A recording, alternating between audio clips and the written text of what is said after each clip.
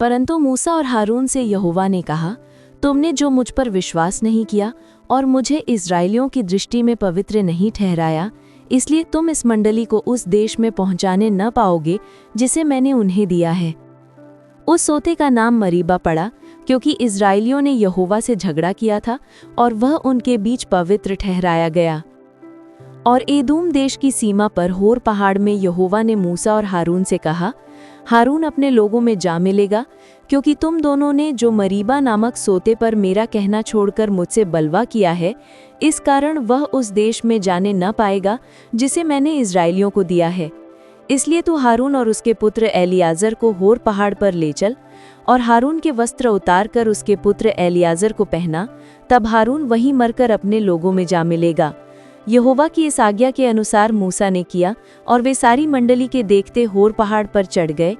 तब मूसा ने हारून के वस्त्र उतारकर उसके पुत्र एलियाजर को पहनाए और हारून वहीं पहाड़ की चोटी पर मर गया। तब मूसा और एलियाजर पहाड़ पर से उतर आए। और जब इस्राएल की सारी मंडली ने देखा कि हारून का प्राण छूट गया है, तब इस्राएल के सब घराने के लोग उसके लिए 30 दिन तक रोते रहे।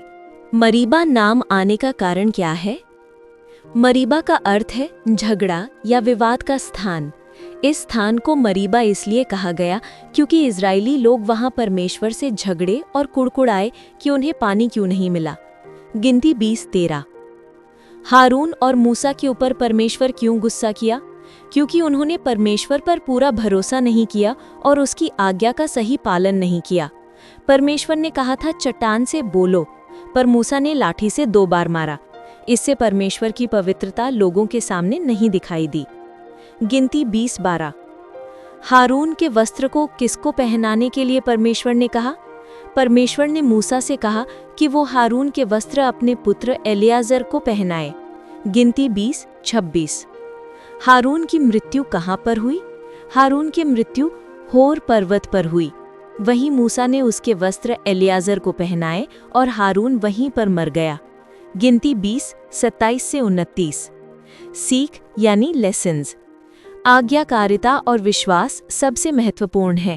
परमेश्वर चाहता है कि हम उसकी आज्ञा को पूरी निष्ठा से मानें, न कि अपने विचारों से कार्य करें। नेताओं से भी परमेश्वर जवाब मांगता है।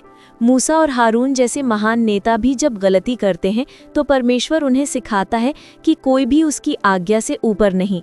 पवित्रता का आदर करें। परमेश्वर चाहता है कि उसकी महिमा को लोग जानें। हमें हमेशा अपने कार्यों से उसकी पवित्रता दिखानी चाहिए। नई पीढ़ी की जिम्मेदारी सौंपना भी परमेश्वर की योजना का हिस्सा है। हारून से वस्त्र एलियाजर को देना ये दर्शाता है कि परमेश्वर का कार्य एक व्यक्ति से दूसरे को सौंपा जाता है ताकि उसकी सेवा चलती रहे। आत्ममनन। क्या मैं परमेश्वर की आज्ञाओं का पालन पूरी निष्ठा से कर रहा हूँ? कहीं मैं मूसा की तरह अपनी भावनाओं या गुस्से में आकर परमेश्वर की इच्छा के विरुद्ध तो नहीं चला जाता? परमेश्वर चाहता है कि मैं हर परिस्थिति में उसकी पवित्रता को अपने जीवन से दिखाऊं।